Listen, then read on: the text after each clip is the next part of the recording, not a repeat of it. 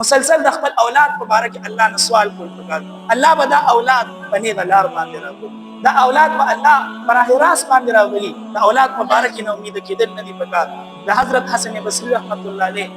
یو شاګرد وا باقاعده با د حضرت حسن بصری رحمت الله علیه په درس کې حاضری کوله شریکېدل با داغه یو زویو خاوند دیو خاوند د ځواني په عالم کې وفات شولو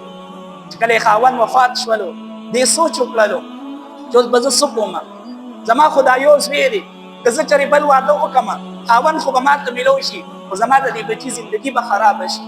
نو هغه د خپل بچي د خاطره بل واده ونه کړلو او وی ویل چې بس زما دا بچي دی زه به د دې بچي سره خپل ټوله زندگی تیروم د دې خپل بچي سره به د زندگی باقی ایام تیروم او د خپل بچي تربیت به کولو خپل بچي نگرانی به کولا ترسو پورې چې بچي کور کې وو وړي کې وو هغه تربیت او نگرانی پته نه کېدله چې کله بچي هغه لوی شولو او بهر وتل شروع کړل بیا د مور نه نگرانی نه کېدله هغه بچي د غلط ملګرو سره ملګری شولو د غلط ماحول کې هغه شریک شولو د شراب او د شباب په کارونو کې ولګېدلو بیا د مال او دولت هم څه کمی نه د پیسو هم څه کمی نه هغه د شراب او د شباب په کارونو کې لګیاو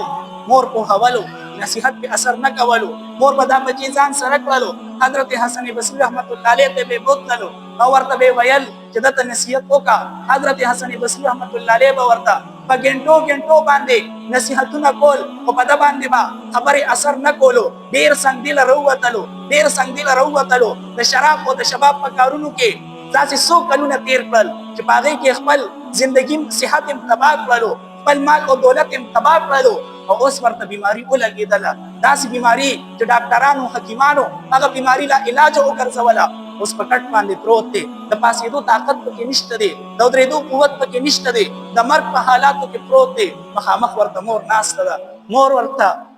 ده مور ورته وایي بچیا اوس هم در سره وخت شته دی اوس هم توبه وباسه الله به دې ګناهونه معاف کړي زوی د بیمارۍ د وجې نه زړه نرم شوی مور ته ویل مورې ما خو هره ګناه کبیره کړې ده زه څنګه توبه وباسم مور ورته ویل راځه بچیا چې حسن بصری رحمت الله علیه ته لاړ شو هغه نه به تپوس وکړو چې هغه به راته چلو ښیي چې څنګه به توبه وباسو زوی ورته ویل مورې ته ما بوتلی نشې او زه تلی نشم مور ورته ویل ښځه صبر وکړه زه ځمه او زه حسن بصری رحمت الله علیه دلته راولم زوی ورته ویل مورې که چېرې د حضرت ته راتلو نه پیله زه وفات شوم نو حضرت ته درخواست وکړې چې زما جنازه پړو کړي مور روانه وه لاړه حسن بصری رحمت الله علیه ته دروازه وډبوله د غرمې وخت و هغه روټۍ خوړلې وه او د هغې نه بعد یې قیلوله کوله آرام یې کولو چې دې وله دروازه وډبوله هغه ترې تپوس وکړو څوک یې دې ورته وویل چې د ستاسو شاګرده یم هغه ورته وویل څه له راغلې دې ورته وویل حضرت زما بچي د هغه د نزع عالم دی راشئ هغه ته څه نصیحت وکړي حسن بصری رحمت الله علیه سوچ وکړلو چې مخکې مې ورته ډېر نصیحتونه کړي دي وخت راله خراب کړی دی اوس راته بیا وخت خرابوي وخت راته ضایع کوي هغه ورته وویل زه در سره نشم تللی ما ورته مخکې ډېر نصیحتونه کړي دي زه نشم تللی هغې ورته وویل چې هغه عاجز خو درخواست کړی دی چې زما جنازه دې پړو کړي که زه مړ شم حسن بصری رحمت الله علیه ورته وویل ټول عمر یې لمونځونه نه دي کړي زه یې جنازه نه کومه جنازه یې نه پړاومه هلته نه مور هغه را روانه شوله د سترګو نه اوښکې بهېدلې جړل یې ځکه چې د خپل بچي دنیا خو تباه لیدلې وه اوس یې د آخرت د تباهي منظر مخې ته دی هغه را روانه وه د سترګو نه اوښکې بهېدلې جړل یې را روانه وه راغه چې کله د خپل بچي مخامخ ودرېدله مور چې جړل نو بچي ترې نه تپوس وکړلو مور یې ولې ژاړې څه چل وشولو مور ورته وویل بچیا حضرت د راتلو نه انکار وکړو حضرت د جنازې پړاوولو نه انکار وکړو زوی سوچ کولو چې زه دومره ذلیله یم زه دومره بیکاره یم چې نن زما جنازې پړاوولو دپاره څوک تیار نه دي سای انخلیدلې وه خاموشي وه هر طرف ته خاموشي وه مخامخ یو مغمومه یو پریشانه مور چې د سترګو نه اوښکې بهېدلې هغه ورته مخې ته ناسته وه مور ته یې وویل د نزع عالم یې و مور ته یې وویل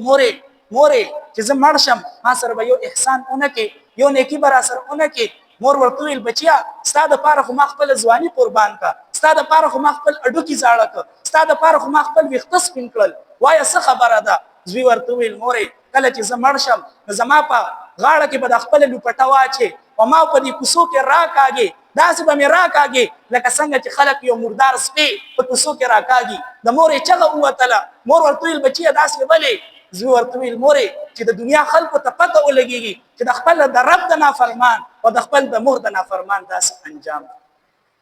او بیا مور ته ویل مورې ما قبرستان کې خښ نه کې. مور ورته ویل ولې؟ وایي مورې ما به خپل کور کې خښ کې چې زما د وجې نه نورو مړو ته تکلیف نه وي. داسې دلخراش الفاظ وویل او روح ته نه پرواز وکړلو، مړ شولو. عین په دغه وخت کې کله چې مور بچي ته سترګې پټولې دروازه وډبېدله. مور یې تپوس وکړل څوک یې؟ اواز راغی حسن بصري یم. ورته ویل حضرت تاسو څنګه راغی؟ حسن بصري رحمت الله علیه ورته وویل کله چې ما تا ته وویل چې نه ځمه نه جنازه پړاومه او بیا زه اوده شوم، ما له په خوب کې د الله دیدار وشولو. الله ما ته وفرمیل ای حسن بصري ته زما څنګه دوست یې، ته زما څنګه ولی یې چې ته زما د دوست او زما د ولی جنازه نه پړاوې. وایي زه پوهه شوم چې الله رب العزت د ستا د بچي توبه قبوله کړې ده، د هغه مغفرت یې کړی دی او خپل ولایت یې ورته نصیب کړی.